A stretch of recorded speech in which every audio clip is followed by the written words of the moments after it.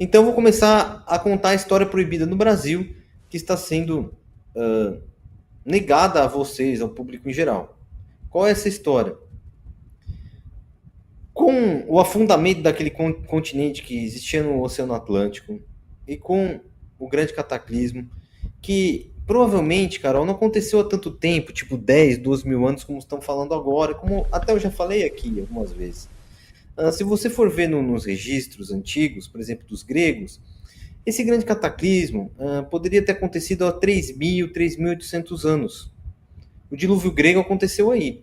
O dilúvio dos judeus, né, que vai também estar na Bíblia, entre os islâmicos, esse dilúvio das religiões abraâmicas teria acontecido entre 5 e 4 mil anos atrás. Então, não seriam tão antigos. Eu acho totalmente possível hoje em dia, levando em consideração que a Terra é um ambiente controlado e casa melhor com as histórias que nós vamos contar aqui hoje. Ah, então, inicialmente, o povo Atlante ele ficou isolado. Ele tentou se salvar com os barcos e alguns continentes que existiam aqui, por exemplo, no Mar do Caribe, etc., sobraram ilhas grandes ainda. Nesse período que eu vou falar agora, que é de 1100 a.C., antes de 1100 a.C., que dá mais de 3 mil anos. Então tivemos um cataclismo, mais ou menos nessa época, os Atlantes afundaram e eles formaram colônias daí no oeste da África, no norte da África e principalmente na Península Ibérica. E é nesse momento que você vai ver relato dos gregos de que os Atlantes tentaram invadir a Grécia. Não eram os Atlantes gloriosos da outra humanidade, não, já eram Atlantes sobreviventes do fim do país deles. O cataclismo no Brasil foi tão absurdo aqui na América do Sul que aquelas espécies, por exemplo, elefantes, todas aquelas espécies que existiam na América do Sul de grandes mamíferos foram extintas. Preguiça gigante, tigre de dente de sabre, era tudo na América do Sul. Imagina o tamanho desse cataclismo. Foram milhares e milhares de espécies extintas. Procurem que vocês vão encontrar, inclusive elefante. Então, aqui no Brasil, foi uma devastação completa, ok? A Atlântida afundou. E o que sobrou se refugiou aqui e eles formaram um império Atlante. E junto com esse império Atlante, existiam os Tartessos. Os Tartessos, eles também eram descendentes dos Atlantes, mas eles vão ser tipo o povo originário, né, que vai fazer a primeira civilização da Península Ibérica, Espanha, Portugal. Interessante, né? E os Tartessos, esses dois povos, tanto os Atlantes como os Atlantes que não mudaram de nome e os Atlantes Tartessos, eles tinham acesso normal ao Oceano Atlântico e às terras aqui do Brasil, da América do Sul. Toda a América, né? Eles tinham acesso normal, eles conheciam esses caminhos. Isso foi antes de 1100 a.C., então eles controlavam a saída do mar Mediterrâneo, aqui no estreito de Gibraltar, que chama hoje em dia, mas que na época chamava-se Coluna de Hércules. Tem esse nome porque o Hércules esteve no Brasil. Vocês vão ver aqui coisa incrível. Sim, tem registro disso, de Hércules no Brasil. E não é só o Henrique Ford de Toron, são vários que falavam dessa presença. Mal posso Mas esperar. eles navegaram aqui o Oceano Atlântico. Então, esses povos do Mediterrâneo, que eram povos que tinham um desenvolvimento gigantesco da navegação, na Península Itálica, na Grécia, os povos que vinham do Oriente Médio, onde hoje é o Levante, ali onde está o Líbano, né, até os Sumérios, eles tinham muito acesso a essas regiões. Mas eles eram travados pelos Atlantes e os Tartessos. Pode passar o slide. Opa, volta, desculpa, Carol. Pode voltar. Tranquilo. Até que os Atlantes entraram em guerra com os Tartécios, com uma dinastia dos Tartécios que chamava a dinastia dos Gideões. Essa dinastia dos Gideões destruiu os Atlantes. Eles venceram a guerra, os Tartécios. Daí os Tartécios dominaram essa saída para o Oceano Atlântico. Pode passar. Ah, da onde o André tirou isso? Dos historiadores antigos. Tá tudo compilado pelo Ludwig Schoenhagen no livro que eu coloquei na tela. É impressionante, né, Carol? Era uma história que dava para estar se contando nas escolas, tranquilamente. Não tem nada de loucura. Agora aqui. Acontece que, após o fim da Suméria, lembra que teve migração de Abraão e etc., os fenícios se desenvolveram muito depois disso. E os fenícios eram um povo de várias cidades e estados que eram exímios navegadores. A vida deles era no mar.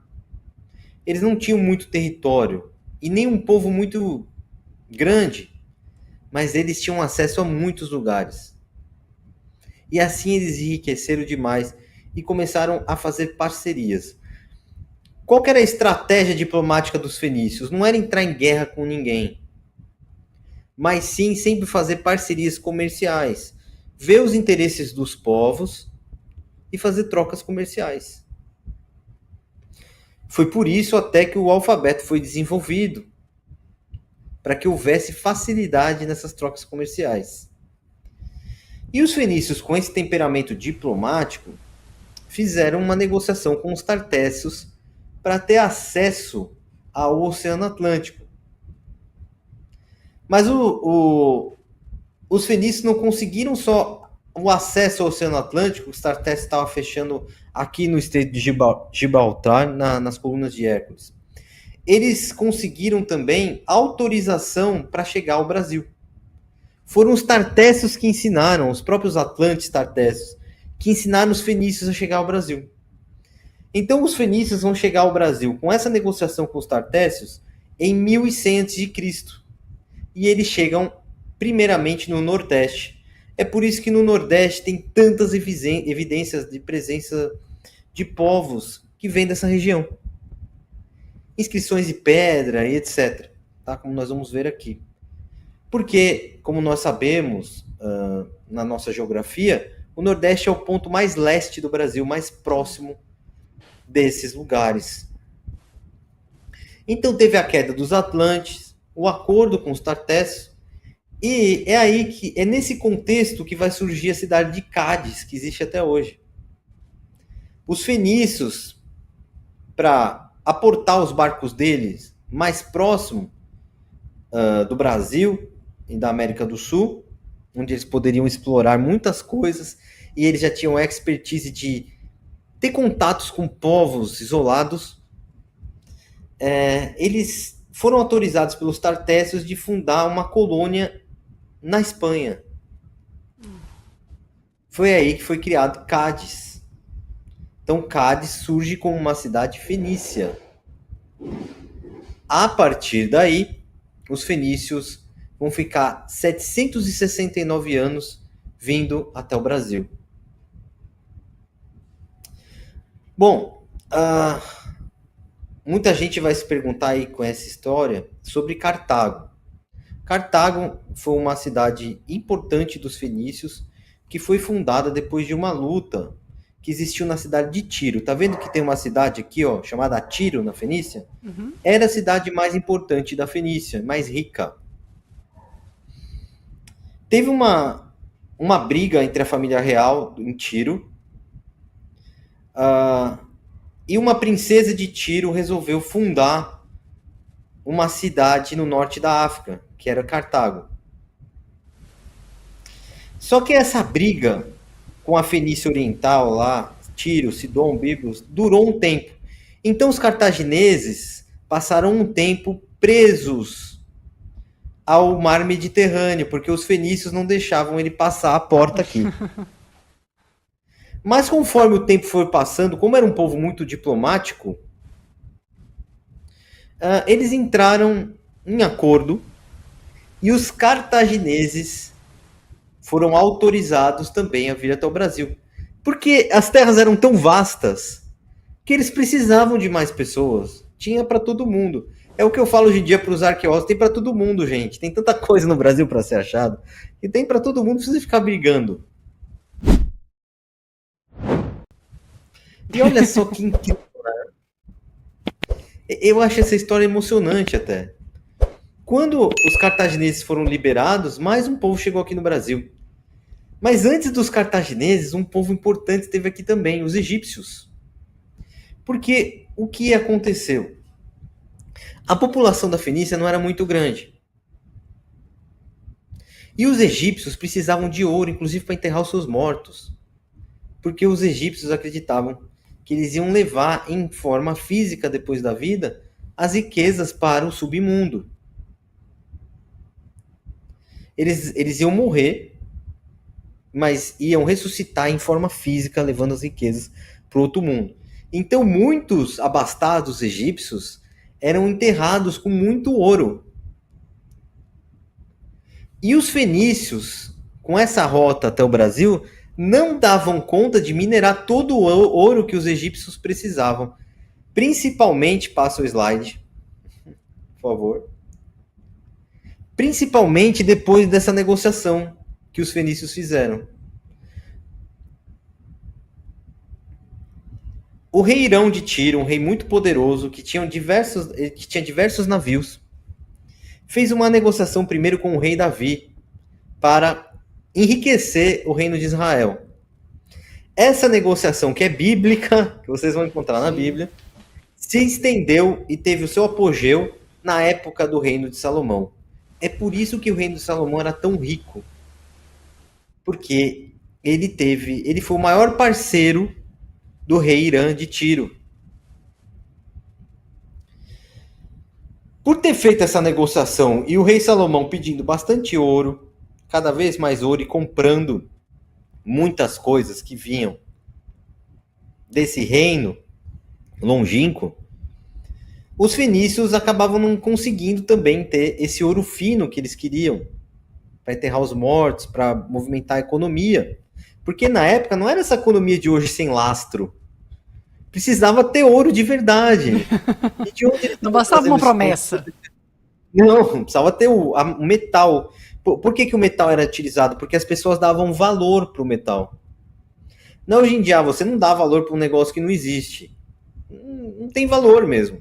Mas na época, as trocas tinham valor. Eu trocava ouro, que tinha valor, por algo também de valor. Isso era uma moeda. E essas economias precisavam também desses metais. E da onde que eles estavam trazendo esses metais? Do Brasil. Só que os fenícios tinham um povo bem restrito. Então, a população deles era pequena, eles não tinham mais mineradores suficientes para extrair tudo isso. Então, eles começaram a fazer parceria com outros povos, também não foi suficiente. Como os egípcios tinham uma população bem numerosa, eles começaram a levar a trazer egípcios para a América do Sul, para o Brasil, para fazer mineração. É por isso que nós temos vários nomes aqui no Brasil, diversas evidências de egípcios, não só no Brasil, como em toda a América, até nos Estados Unidos tem presença de evidências de presença dos egípcios. Mas, por exemplo, você vai lá em Peruíbe, tem um lugar chamado Barra do Una. O que é Una? Pesquisa aí no Google o que é Una. Una é um faraó egípcio.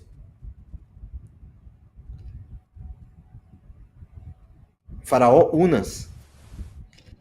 E vários termos da língua egípcia que foram identificados, que vão estar no livro aí, por Dom Henrique Ofroy de Toron, no século XIX, estão nas línguas sul-americanas. Então, trouxeram egípcios. E provavelmente os tupis foram trazidos também para o Egito.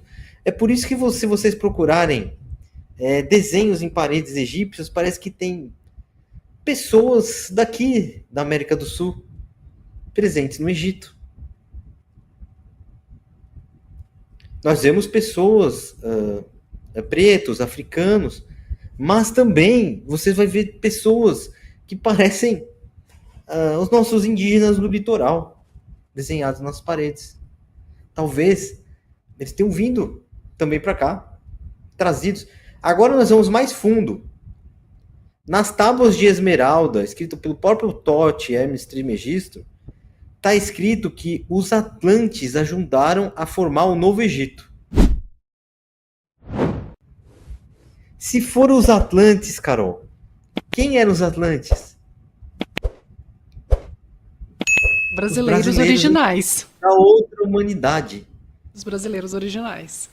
Que provavelmente eram os Quem eram gorilos. os Atlantes?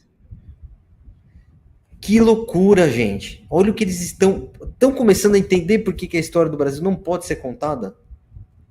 Muda tudo. Inverte tudo. E isso é eurocentrismo, Carol. Inverter. É eurocentrismo que a gente está fazendo, tá bom? Então, olha só. Então essa negociação que está na Bíblia era uma negociação para a exploração de um reino chamado Reino de Ofir e Reino de Tardish. Vocês vão ver daqui a pouco. Por causa dessa negociação, tem um rio na floresta amazônica que se chama Rio Solimões, que é a forma que Salomão é chamado originalmente, Solimão. Fala-se que o próprio rei Salomão Como que é aqui no Salomão Brasil, em né? inglês? Solomon. Rio Solimões. E o Rio Solimões não teve esse nome agora, com a chegada dos europeus. Não, ele já chamava assim antes. Como que ia ter o nome de Salomão? Rio Salomão. É o Rio Salomão. Você acha, André, que o próprio Salomão teve aqui? Eu acho difícil. Não teria motivo, por exemplo, para o Irã estar aqui no Brasil, o rei Irã, né? Não teria motivo para o rei Salomão ter vindo até o Brasil, assim como um faraó egípcio ou um rei da Grécia, só se fosse por aventura. Eu acho que daí seria possível conhecer esse local, né?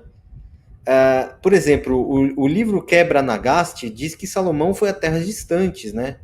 É um livro etíope que fala da história de Salomão, diz que Salomão esteve em terras distantes.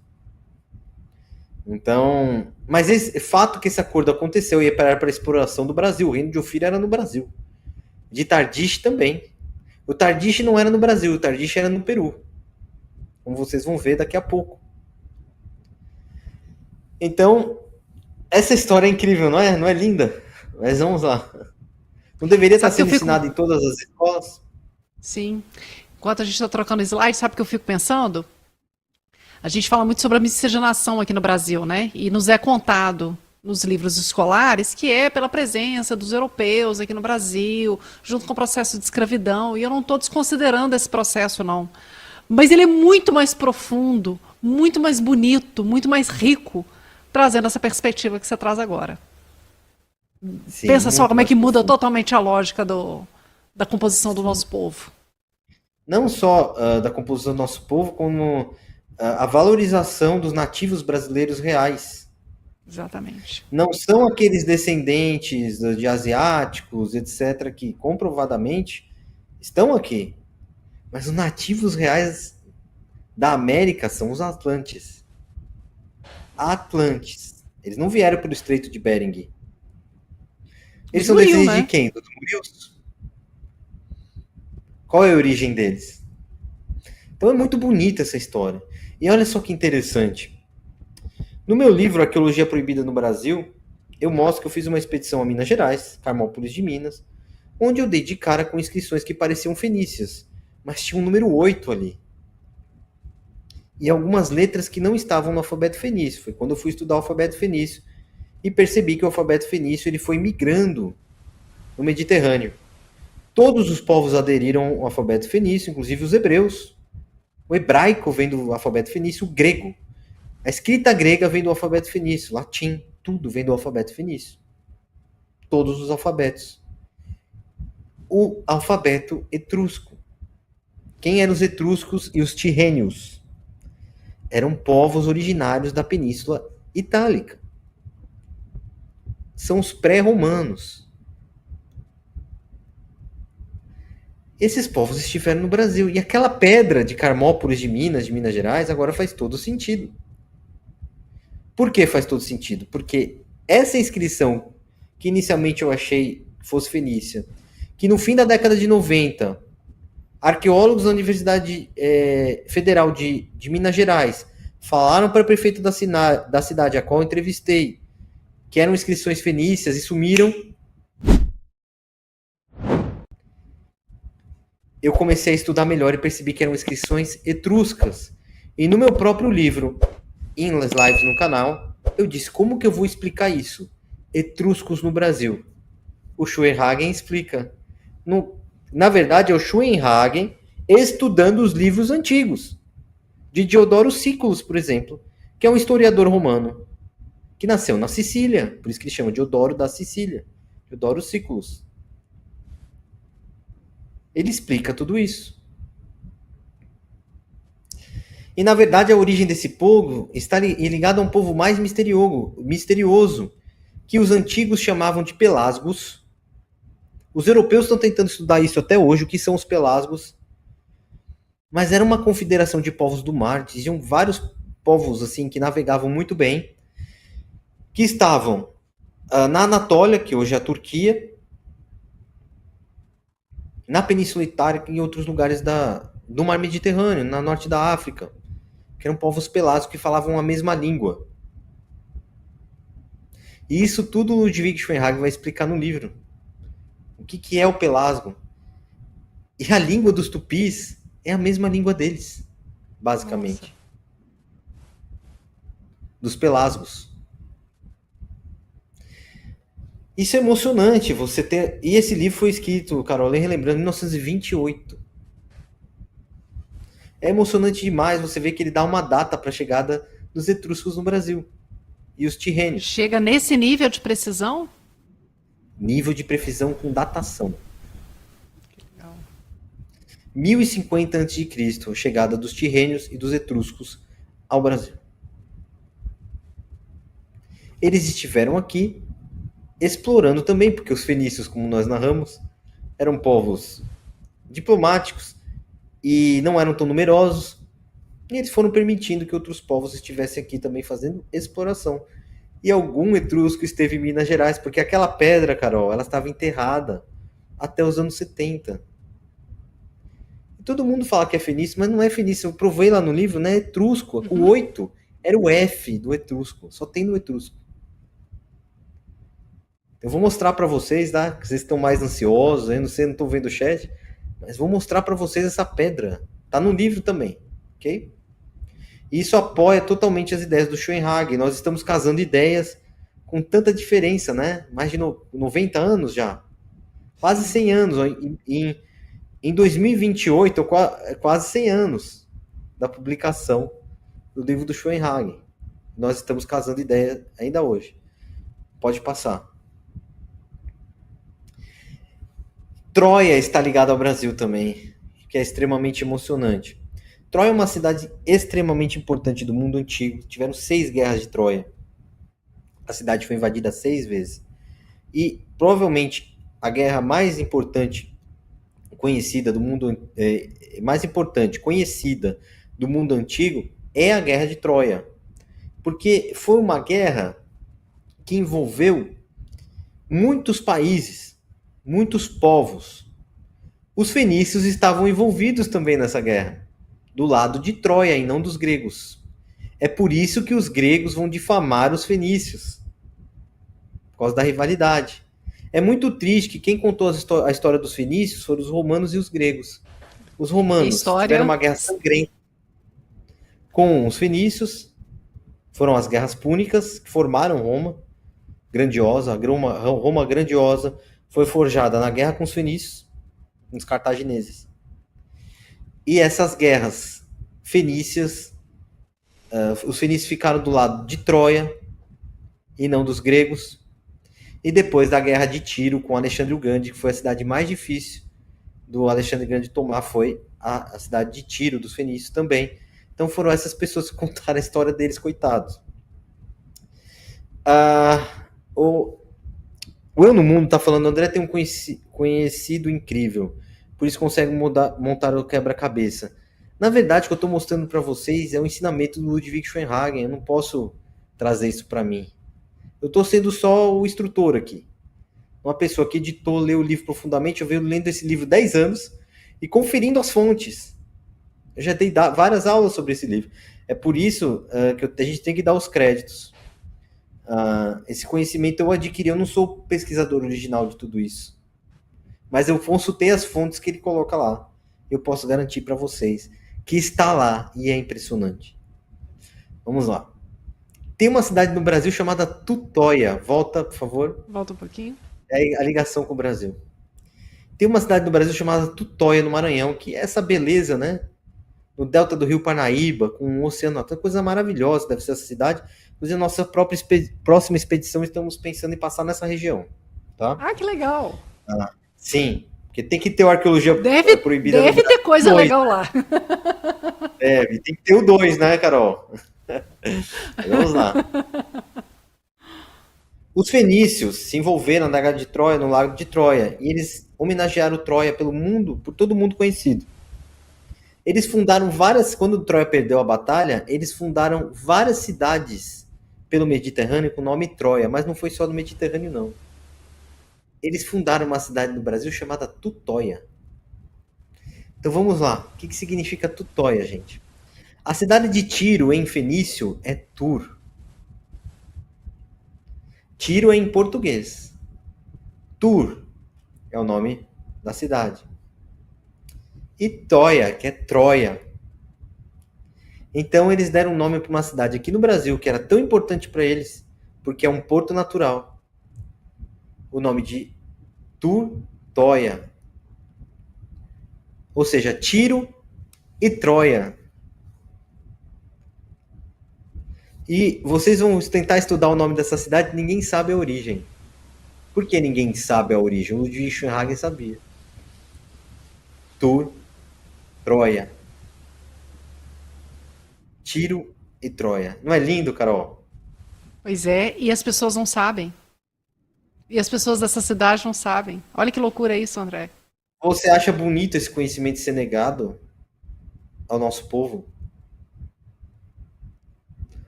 Eu acho que o pessoal tem que começar a pôr a mão na consciência. Por exemplo, mostre em sala de aula, em sala de aula aí nas escolas, essa live de hoje. Eu sei que várias lives do meu canal, professores de história já mostraram em sala de aula. Eu não posso reclamar. Eu tenho professores de história brasileiros que estão no Japão que colocaram meu conteúdo em sala de aula já. Que legal. Mas eu acho que essa live de hoje tem... se você é professor de história, está assistindo, você tem que dar a chance, a oportunidade. Adquira esse livro para a escola. De conhecer todas essas coisas. Se o pessoal não gostar, segue o Homem Macaco. Sei lá, o Brasil, do jeito que eles estão falando que era. Segue isso. Não tem problema. Mas tem que dar a opção para a pessoa. De escolher. Ver o que casa melhor para ela. Onde tem mais evidências.